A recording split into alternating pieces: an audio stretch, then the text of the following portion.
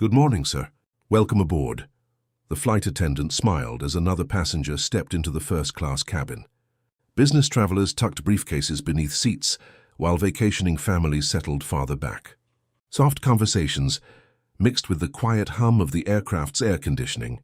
It looked like every other morning departure. A tall black man walked calmly down the aisle, carrying a leather briefcase. He glanced at his boarding pass, nodded once and slid into seat 2A beside the window. "Excuse me," the flight attendant said. "Can I help you with your jacket?" "No, thank you. I'm comfortable." She smiled politely and continued greeting the remaining passengers.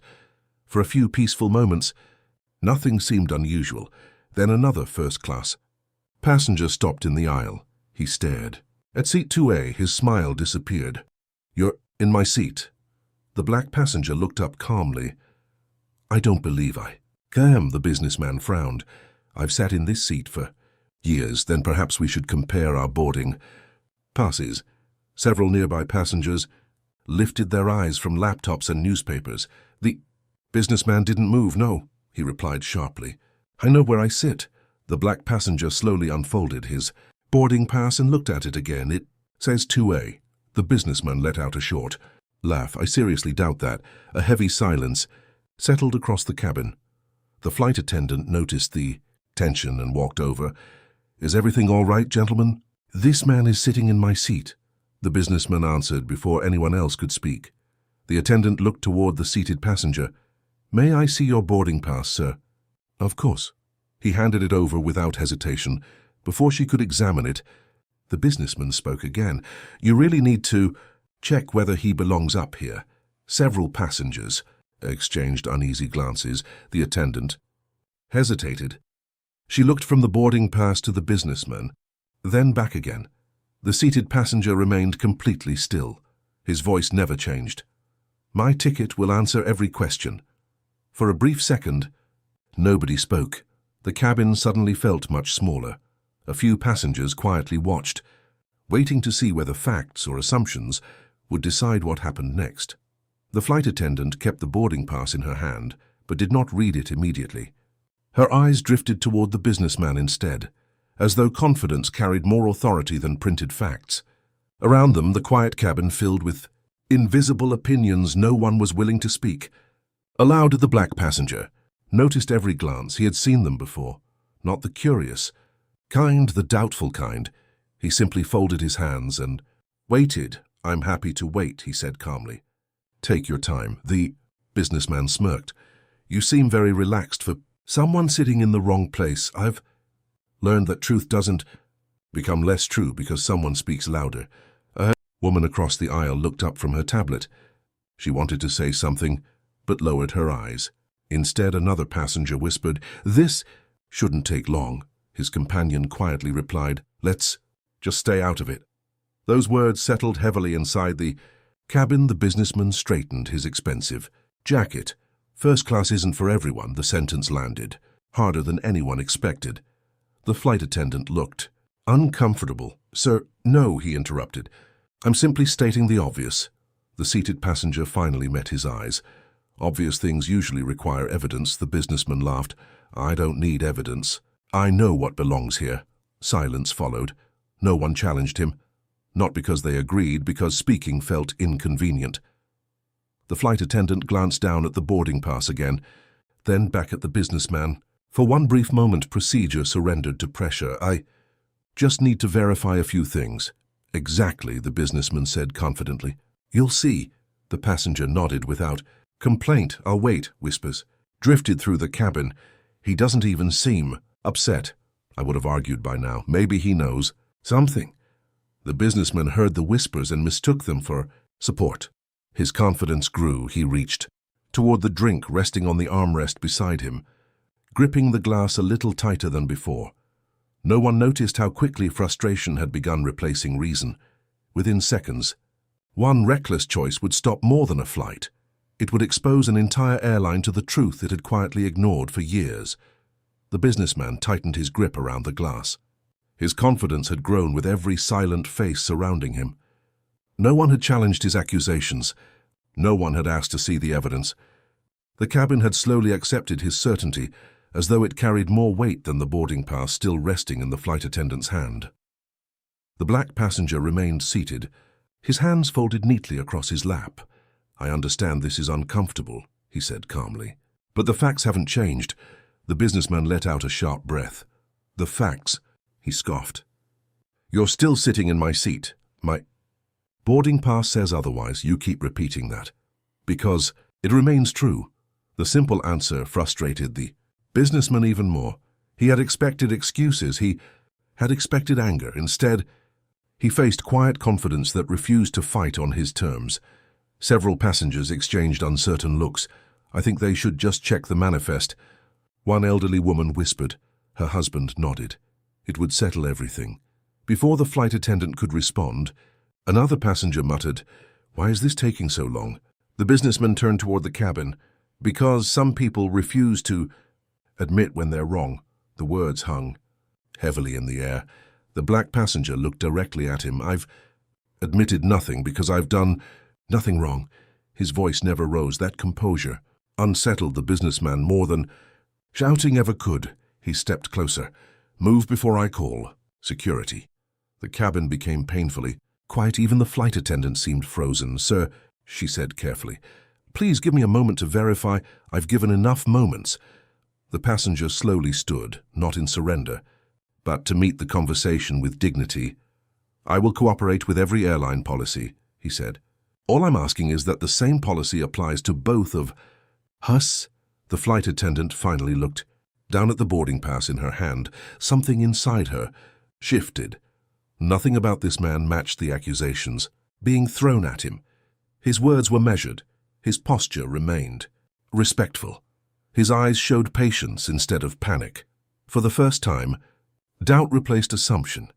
She reached toward the scanner clipped to her belt. "I think we should verify the seat assignment before anyone says another word." The businessman laughed bitterly. "You still don't believe me?" Before she could answer, frustration finally overwhelmed his judgment. With one angry motion, he hurled the drink toward the passenger. Cold liquid splashed across the front of the man's dark suit.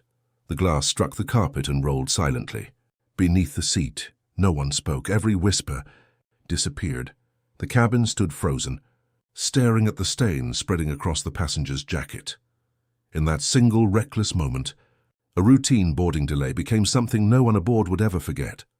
The cold drink dripped from the passenger's jacket onto the polished cabin floor. Ice cubes rolled beneath nearby seats before settling into complete stillness.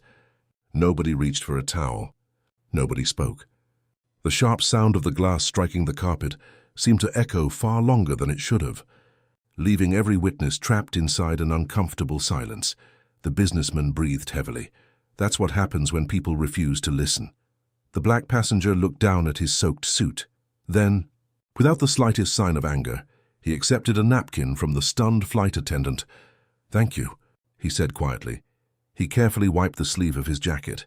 Another attendant whispered, "Sir, I'm so sorry." He offered a gentle nod. "It's only fabric." The apology made several passengers lower their eyes. One elderly woman quietly murmured to her husband, "He didn't deserve that." Her husband answered with regret, "No, he didn't." The passenger folded the damp napkin and placed it neatly on the empty seat beside him. Then he stood, not abruptly, not dramatically, simply with the calm confidence of someone refusing to surrender his dignity. He straightened his tie, brushed away the remaining drops, and faced the businessman without taking a single threatening step. "I've treated you with respect since you arrived," he said. The businessman folded his arms. "You've treated me with excuses." "No," the passenger's voice remained steady. "I've treated you with patience." The cabin stayed silent. Every face followed him. "I never asked for special treatment," he continued. "Only the same fairness every passenger deserves." The businessman laughed. "You still expect everyone to believe you're supposed to be sitting here?" The passenger held his gaze for a brief moment. Then he answered with the same quiet tone that had never changed. "I own this airline." The sentence carried no pride, no challenge, only truth. The businessman blinked. "What?" Several passengers exchanged confused looks. A young traveler whispered, "Did he just say he owns the airline?" The flight attendant immediately reopened the electronic passenger manifest. Her fingers trembled as she searched the executive travel list. Seconds later, her face lost every trace of uncertainty. She looked toward the passenger with widened eyes. "Oh, my goodness," the businessman noticed her expression. "What is it?" She swallowed carefully. "Sir, his reservation has executive clearance." Without another word, she picked up the cabin phone. "This is first class," she said quietly. "I need the captain immediately. We have a confidential matter requiring headquarters before pushback." The aircraft remained motionless at the gate. Outside, the ground crew continued their routine, unaware that the flight had already become something far greater than an ordinary departure. The flight attendant lowered the cabin phone slowly, her expression no longer hiding concern. Across the aisle, passengers watched in complete silence as the captain's voice came through the intercom, calm but unusually measured. "Ladies and gentlemen, this is your captain speaking. We have been instructed to remain at the gate for a few additional minutes while operations completes an important review. We appreciate your patience and will update you as soon as possible." The announcement ended. No engines increased in power, no pushback clearance arrived. Instead, the aircraft remained perfectly still. The first officer looked toward the captain. "We're fully ready for departure." "I know. So why are we waiting?" The captain glanced at the latest message appearing on the cockpit display. "Headquarters instructed us not to move until they speak with us directly." The first officer frowned. "That doesn't happen over a seating dispute." "No," the captain replied quietly. "It doesn't." Back in the cabin, the boarding door closed once more with a solid mechanical sound. Several passengers instinctively looked toward the windows, expecting the aircraft to begin moving, but the jet bridge remained connected. One traveler stood. "Are we being delayed?" A flight attendant offered a practiced smile. "We appreciate your patience, sir. We'll have more information shortly."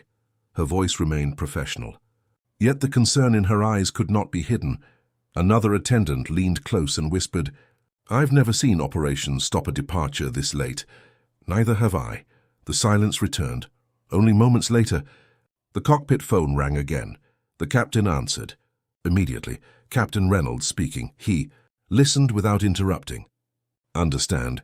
His expression grew noticeably more serious. "Will remain parked." He ended the call.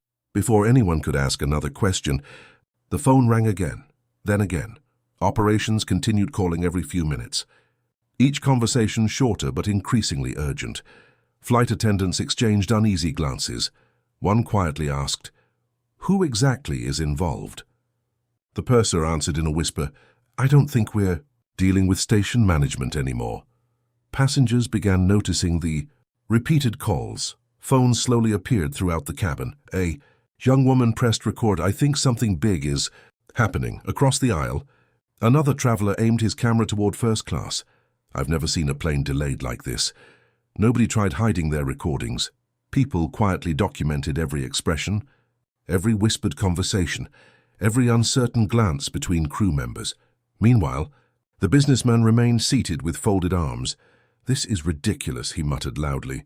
"They're delaying an entire flight because someone refuses to admit he was wrong." The black passenger answered without irritation.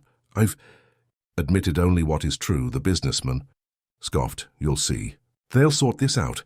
He still believed the delay would end in his favor, mistook growing silence for agreement rather than doubt. The flight attendants no longer saw an ordinary customer. Complaint. Every new message from operations confirmed the situation had grown far beyond cabin procedure. Behind, closed office doors hundreds of miles away, senior executives listened to live updates with complete attention. Every reported word was documented, every decision was reviewed.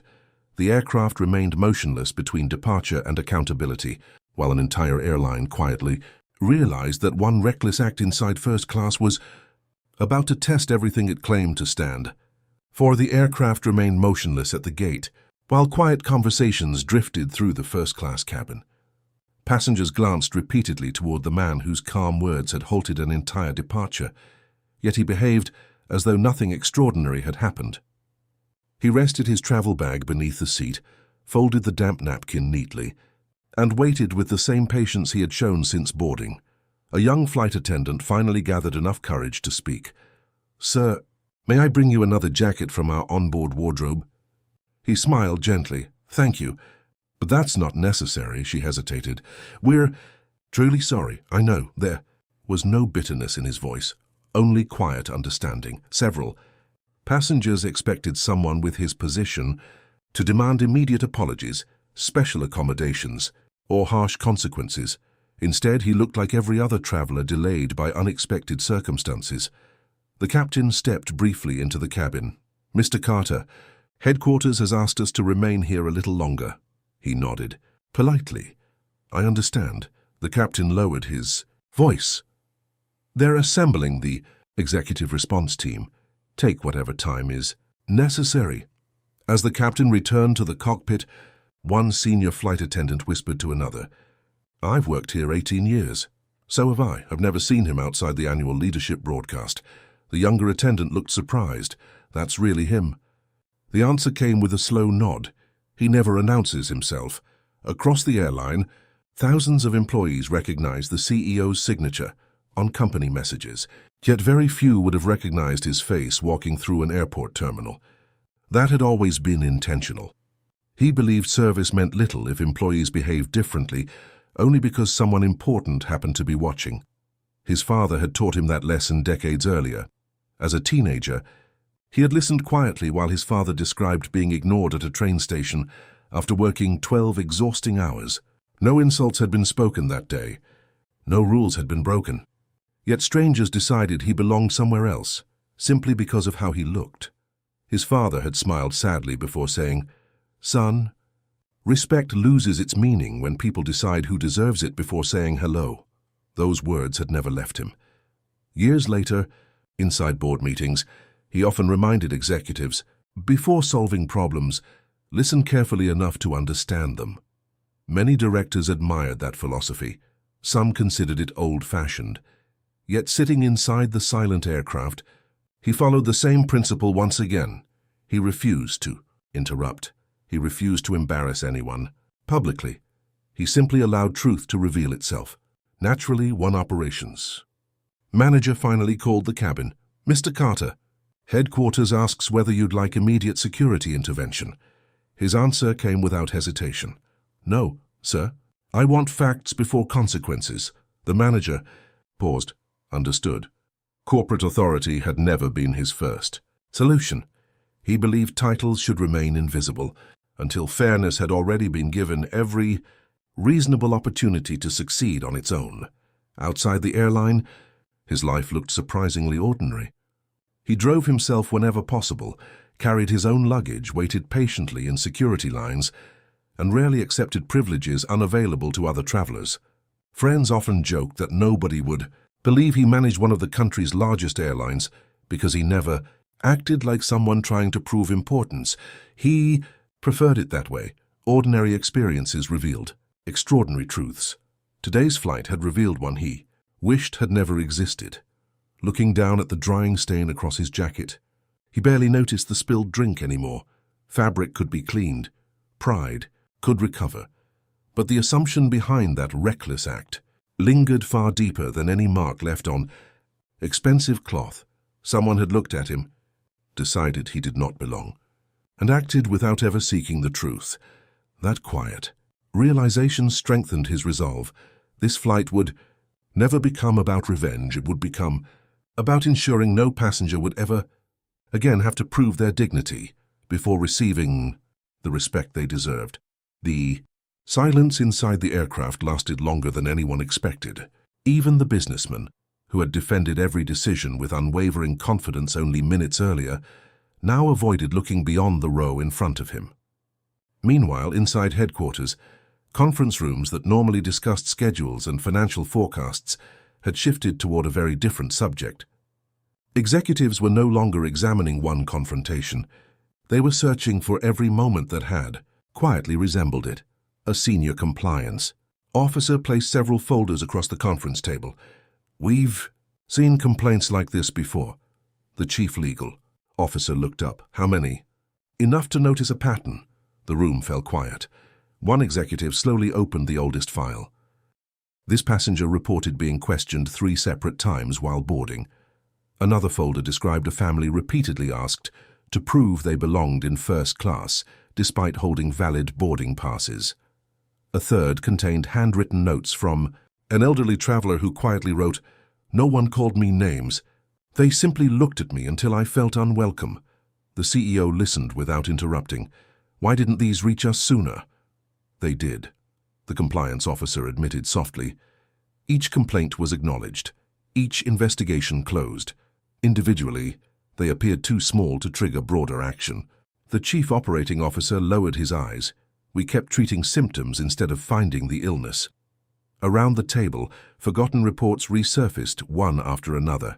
Emails, customer surveys, internal follow-up requests. Every document promised careful review. Very few documented meaningful change. One investigator sighed. "We answered complaints, but we never answered the culture creating them." The words lingered heavily. Another executive reviewed employee interviews collected over several years. No one admitted bias. They wouldn't. They described experience, professional instinct, reading situations. The CEO leaned forward. "And were those decisions supported by facts?" The investigator shook her head. "Most were based on assumptions made before verification." Nobody argued. Inside training manuals, procedures emphasized professionalism, yet everyday habits often replaced written policy. One doubtful glance, one unnecessary question, one delayed verification. Each seemed insignificant alone. Together, they quietly reshaped how certain passengers experienced every journey. The Chief of Human Resources spoke carefully. "Our newest employees learned by watching veterans. Were they instructed to behave this way? No. They copied what appeared normal." Silence returned. One director finally asked the question everyone had avoided. "How many employees noticed these moments without saying anything?" Nobody could answer. Whispered concerns had remained inside break rooms. Uncomfortable conversations ended before reaching decision-makers. People feared creating conflict more than allowing routine mistakes to continue. Back aboard the aircraft, passengers continued recording the unusual delay, while news of the incident quietly reached additional corporate offices. Within the hour, the first cabin videos began appearing online. View counts climbed rapidly, comments multiplied. Then something unexpected happened. Former passengers recognized the pattern. "I thought I was the only one. The same thing happened to my family. They questioned my ticket before anyone else's." More stories surfaced with every passing minute. Archived complaints were reopened. Forgotten investigations returned to active review. Executives realized they were no longer responding to one angry passenger throwing a drink. They were confronting years of overlooked failures hidden beneath routine procedures and polite corporate language. The businessman had intended to defend what he believed was his rightful place. Instead, without realizing it, he had exposed an entire culture that could no longer explain away prejudice as isolated misunderstanding. For the first time in years, the airline stopped asking whether a single employee had made a mistake. It began asking whether the system itself had quietly taught those mistakes to everyone. Inside headquarters, investigators no longer relied on opinions or emotional recollections. Every available recording from the aircraft was collected before memories could shift or conversations become influenced by public reaction. While passengers still waited inside the motionless cabin, a secure conference room filled with silent anticipation as the first video appeared across the large display. The compliance director pressed play. No one spoke. The camera showed the businessman, approaching first class with unmistakable confidence. Another angle captured the black passenger, quietly reading before looking up with a polite smile. Frame after frame unfolded without emotion. The cameras did not favor either man. They simply remembered. One investigator whispered, "There it is." The room watched the businessman point toward the window seat before speaking. Moments later, another camera revealed the flight attendant hesitating instead of immediately scanning the boarding pass. No detail escaped the recordings. Every glance, every pause, every uncertain expression. The legal director requested the audio.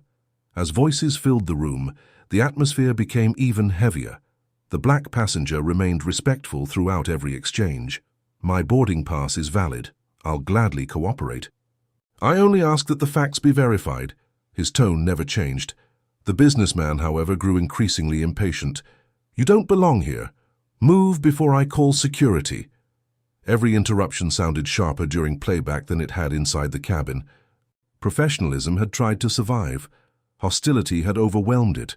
Investigators exchanged quiet looks. One finally said, "The recording answers every question." Meanwhile, several passengers were invited to provide initial statements. An elderly traveler lowered his head. I thought the businessman must have been right.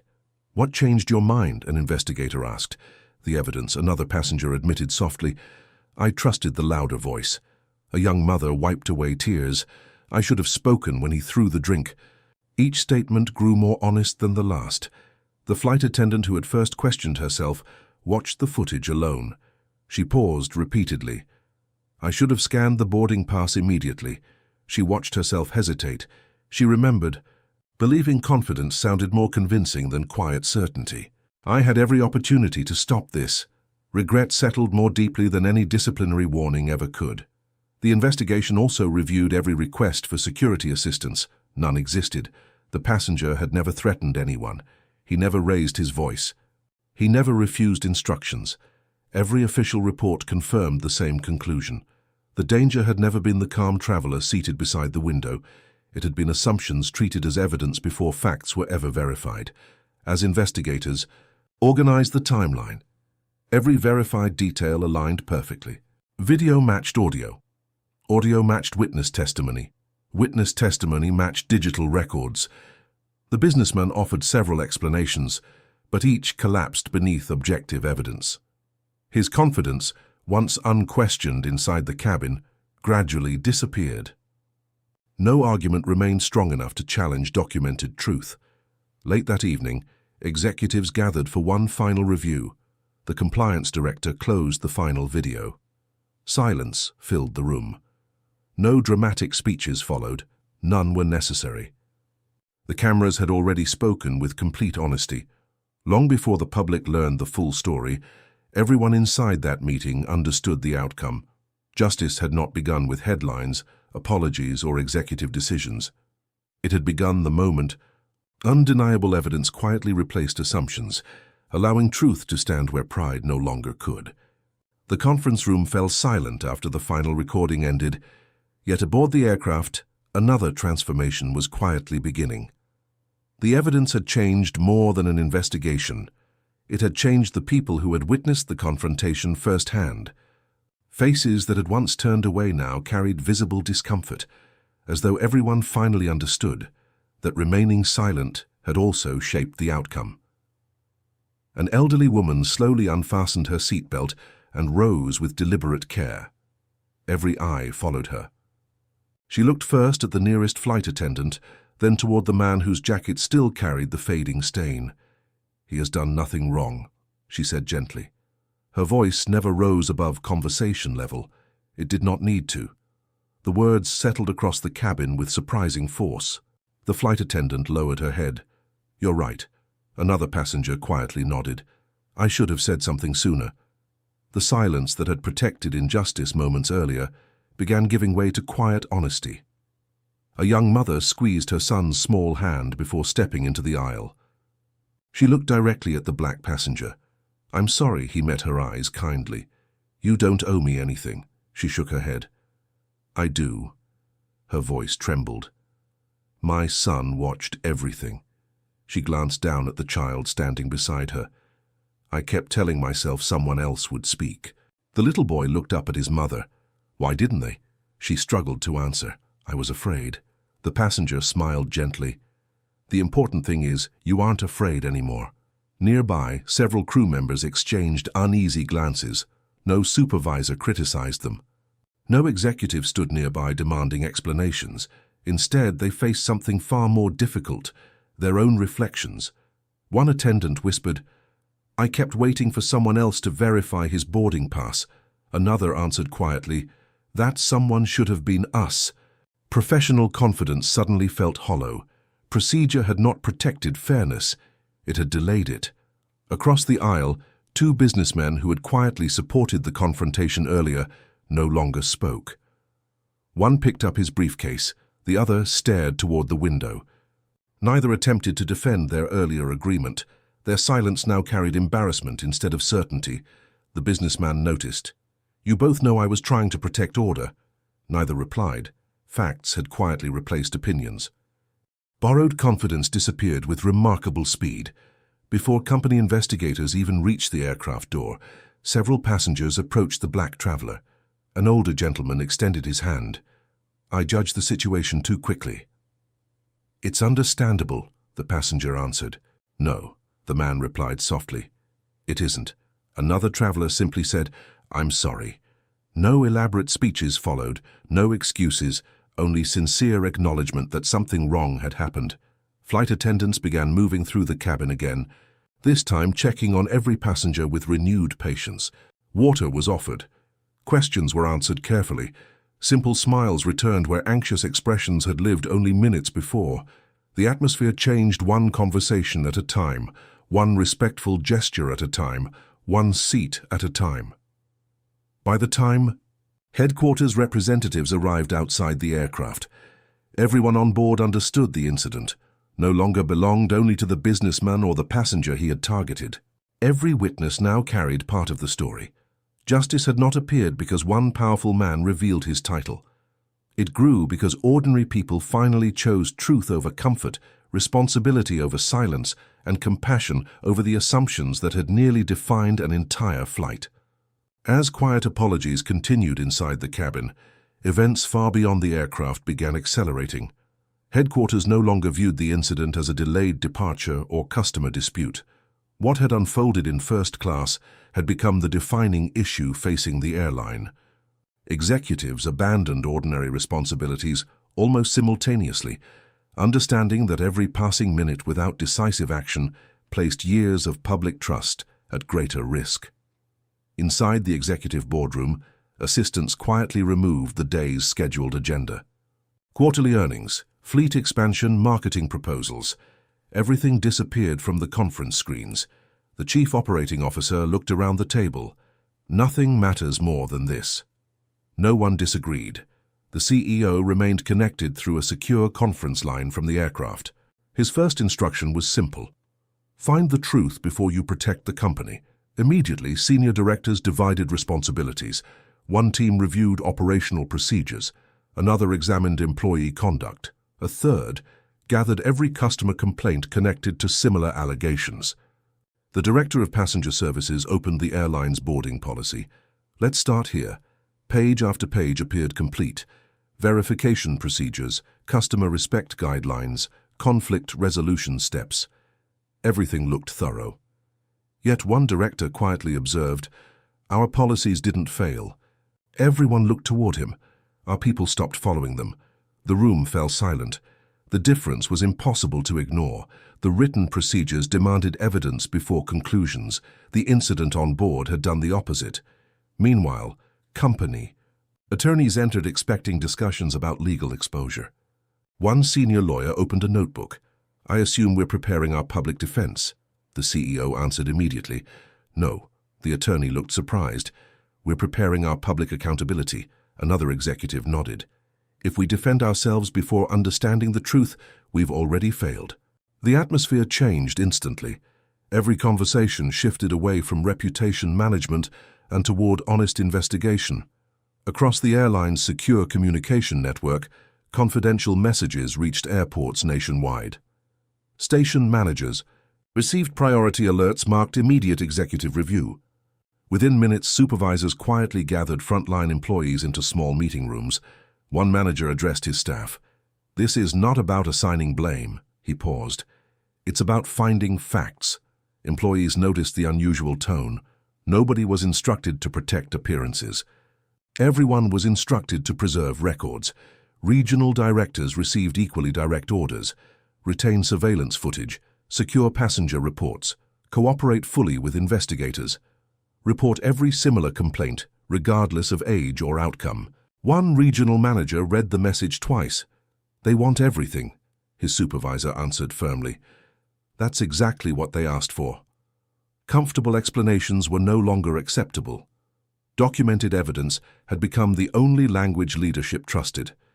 Before noon, independent review specialists began arriving at headquarters. They came from outside departments with no personal ties to station management or cabin crews. One investigator introduced herself. "I wasn't hired to defend anyone." Another added, "We're here to follow evidence wherever it leads." Some employees felt relieved. Others grew visibly uncomfortable. Old assumptions no longer offered protection when examined by people with no loyalty to familiar routines. As sunrise approached across different time zones, communications advisors gathered inside another conference room.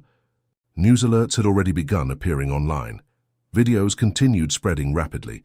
The Vice President of Communications asked quietly, "Do we wait until reporters contact us?" The CEO answered without hesitation, "No, we speak first." Every executive understood why. The airline's greatest challenge was no longer preventing public criticism. That opportunity had already passed. Now they had to prove integrity through transparent action before speculation replaced truth and confidence disappeared beyond recovery. For the first time in the company's history, protecting its reputation meant refusing to hide behind it. By the time headquarters finalized its first internal briefing, the story had already traveled far beyond the airport. Morning news programs interrupted scheduled broadcasts with breaking updates, while reporters gathered outside terminals, waiting for official confirmation. What began as a confrontation between two passengers had quietly become a national conversation about dignity, fairness, and the hidden cost of assumptions people often dismissed as ordinary misunderstandings. A television anchor looked directly into the camera. "We're following developing reports involving alleged racial discrimination aboard a commercial flight." Another reporter added, "The incident has raised serious questions about airline procedures and institutional accountability." Families eating breakfast stopped to watch. Office workers delayed meetings. Travelers waiting at airports turned up the volume on overhead televisions. The story no longer belonged to one aircraft. Across the country, former employees began contacting investigators. A retired flight attendant spoke during a confidential interview. "I've carried something like this for years." "What stopped you from speaking earlier?" the investigator asked. "I thought nobody wanted to hear it." One former station manager sighed. "We called them isolated incidents." "Were they?" "No, we simply never connected them." Another former crew supervisor admitted, "We often noticed patterns, but routine became stronger than courage." Each testimony added another missing piece. Meanwhile, social media filled with stories from passengers whose experiences had remained private for years. I was questioned before boarding while everyone else walked through. My family was asked twice to prove our seats. I stayed quiet because I believed nothing would change. Thousands of similar posts appeared throughout the day. No single story seemed dramatic alone. Together, they painted a picture impossible to ignore. Back inside headquarters, communications staff monitored public reactions as complete videos continued spreading online. Unlike short clips shared during the first chaotic moments, viewers now watched the entire exchange from beginning to end. They saw the respectful tone. They heard the escalating accusations. They watched the drink strike the passenger's jacket. Comments began changing. I judged too quickly. The full video tells a different story. We need to stop believing the loudest person first. Every replay weakened the assumptions that had fueled the original confrontation. Communities soon carried the discussion beyond aviation. Teachers mentioned the incident during classroom conversations. Faith leaders reflected on dignity during weekly gatherings. Managers discussed unconscious bias with their teams. Parents asked difficult questions around dinner tables. The focus slowly shifted away from blaming one individual toward understanding how ordinary assumptions quietly influence workplaces, schools, neighborhoods, and everyday interactions. Business leaders also weighed in. One customer wrote, "Don't protect your image, protect your values." Another posted, "Trust returns only when honesty comes first." Executives understood the message immediately. Public confidence would never be restored through carefully polished statements alone. Only visible accountability could rebuild what silent failures had weakened over many years. As evening approached, Every major newsroom prepared for the airline's official response.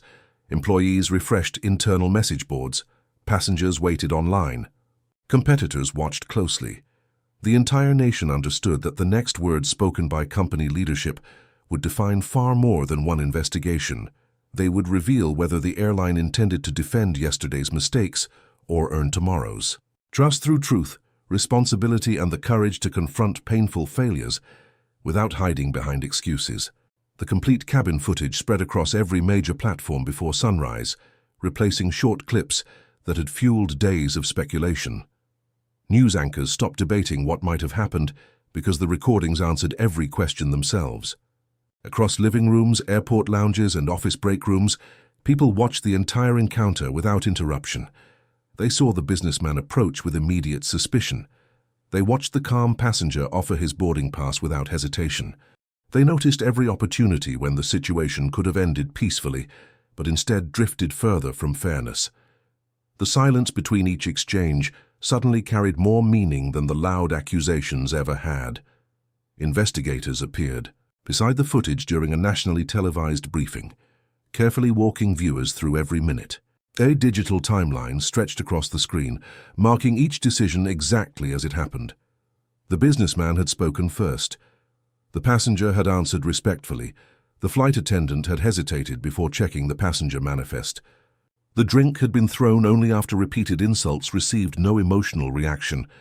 Every moment connected naturally to the next, revealing that the confrontation had never been spontaneous. It had grown one assumption at a time, until prejudice finally exposed itself before an entire cabin. The businessman watched the broadcast alone inside his attorney's office. His own words echoed from the television speakers with painful clarity. "You don't belong in first class. Move before I call security. I know people like you." There was no dramatic music, no edited commentary, and no selective editing. His voice alone carried enough weight. He lowered his head without saying anything. Across the country, viewers noticed something else entirely. The black passenger never interrupted. He never raised his voice. He never answered insult with insult. Instead, he quietly repeated, "My boarding pass is valid." Later, he simply said, "Please verify the record before making another assumption." Those ordinary sentences reached millions because they sounded genuine rather than rehearsed. Parents paused the broadcast to explain the moment to their children. Teachers saved recordings for future classroom discussions. Community leaders described his restraint as strength rather than weakness. That evening, psychologists, civil rights attorneys, and ethics professors joined televised discussions. They explained how unconscious bias often disguises itself as instinct, confidence, or professional judgment. Many viewers admitted they had recognized similar moments inside themselves or had witnessed them without speaking. The conversation slowly shifted away from blaming one individual alone toward understanding how ordinary assumptions quietly shape larger systems. Online, the tone changed dramatically. Earlier arguments faded beneath thoughtful conversations. "I judge too quickly. I believe the loudest voice. I've stayed silent before, too." Thousands admitted uncomfortable truths about themselves instead of defending old opinions. The comment sections became places of reflection rather than accusation. By the following morning, national opinion had shifted decisively. Calls for meaningful reform replaced demands for simple punishment. The evidence required no emotional speeches because the complete story already spoke with calm certainty. For millions watching, one lesson became impossible to ignore. Truth never needed louder voices. It only needed the chance to be seen from beginning to end. The boardroom remained silent long after the final presentation ended. Nobody reached for coffee. Nobody checked a phone. The evidence had stripped away every comfortable explanation, leaving only difficult choices behind. The CEO remained seated at the far end of the table, his expression steady, allowing every director the space to confront the truth without interruption. The chairman finally broke the silence. "We've reviewed the footage, we've reviewed the reports. Now we need to face our own policies." A director slowly opened a thick binder. "We believed these procedures protected passengers." Another answered quietly, "The procedures weren't the problem. The way they were applied was." Several heads nodded. The chief compliance officer pointed toward the screen. "Look here. The boarding pass wasn't checked immediately." She paused. "The accusation was trusted first." Another director added, "Confidence replaced verification." The words settled heavily across the room. The CEO spoke for the first time. "That's the question we must answer. Why was one man's certainty worth more than another man's proof?" Nobody responded immediately. Instead, another archived complaint appeared on the screen. Then another, and another. Different airports, different employees, different passengers, the same pattern. One board member lowered his glasses. "How many of these did we quietly close?" The legal advisor answered honestly. "Too many." Silence returned. No one attempted to defend the records anymore. The operations director leaned forward. "We trained employees to follow procedure." The CEO looked directly at him. "Then why did procedure stop the moment assumptions entered the conversation?" The question lingered. No answer came. Everyone understood one painful reality. Rules meant very little when people decided who deserved fairness before verifying facts. A senior director sighed deeply. "We kept measuring compliance." She looked around the room. "We never measured dignity." Those words changed the discussion completely. The board stopped asking whether policies had technically been followed. Instead, they asked whether every passenger had been treated equally. The difference felt enormous. Another director quietly closed his notebook. "I don't want rewritten procedures that sound impressive." "What do you want?" someone asked. He answered without hesitation. "I want employees who pause before judging." The CEO nodded. "Exactly." He stood slowly. "This company cannot promise perfection." He looked around the table, "But it can promise humility." No one interrupted. "We cannot remove prejudice with a memo." He paused. "But we can build systems that refuse to reward it." The chairman placed a new proposal onto the table. Independent reviews. Every hand remained still. Mandatory evidence verification before passenger removal. Several directors exchanged determined looks. Expanded bias training based on real incidents. The human resources director quietly added, "And anonymous reporting for employees who witnessed discrimination." Another proposal followed. Quarterly audits, then another. Passenger protection reviews. No one argued. Every recommendation reflected lessons purchased at a painful cost. The chairman finally spoke. "All in favor?" One hand rose, then another. Within seconds, every director had voted yes. The decision was unanimous. Nobody applauded. The moment deserved reflection instead of celebration. One executive quietly removed his company pin and placed it on the table. "I approved some of those old investigations." His voice trembled. "I never looked deeply enough." No one criticized him. Owning the failure required more courage than denying it. The CEO looked toward him. "Today isn't about finding one person to blame." He glanced across the room. "It's about refusing to leave this room unchanged." Those words reached everyone differently. Some lowered their eyes, others straightened in their chairs. The legal advisor quietly closed every archived file. "They'll all be reopened." The chairman nodded. "Every single one." Outside the boardroom, employees waited anxiously for news. Inside, leadership had already accepted something far more important than public criticism. They had accepted responsibility. The meeting ended without celebration, because genuine reform rarely begins with victory. It begins with uncomfortable honesty. As the directors slowly left the room, each carried the same understanding. Protecting the airline's future no longer meant defending its past. From that day forward, every policy, every decision, and every employee would be measured by one simple question: did fairness come before assumption? Only by answering that honestly could the airline begin earning back the trust it had nearly lost forever. The interviews ended, the headlines faded, and television crews moved on to newer stories. Yet for the businessman, silence had become louder than every accusation ever spoken. He sat alone in his office after another day of unanswered calls, staring at the paused image on his laptop. The screen showed the exact moment he had pointed toward the window seat, completely certain he belonged on the right side of history. He pressed play. His own voice filled the room. "I think you're in the wrong seat." The words sounded colder than he remembered. He whispered to himself, "Why didn't I just ask?" No one answered. Another clip followed. The calm reply from the black passenger landed with the same quiet strength it had carried inside the aircraft. "My boarding pass is valid. No anger, no sarcasm. Only patience." The businessman leaned back and covered his face. Every memory returned differently now. He remembered believing he was protecting standards. Instead, he had protected nothing except his own assumptions. His phone buzzed. It was his wife. "Can you come home?" she asked softly. "I will. The kids have questions." He closed his eyes. "I know." When he walked through the front door that evening, nobody rushed to greet him. The television remained off. His family had already watched everything online. His teenage daughter finally broke the silence. "Dad, why didn't you believe him?" He searched for an explanation, but every excuse sounded dishonest before it reached his lips.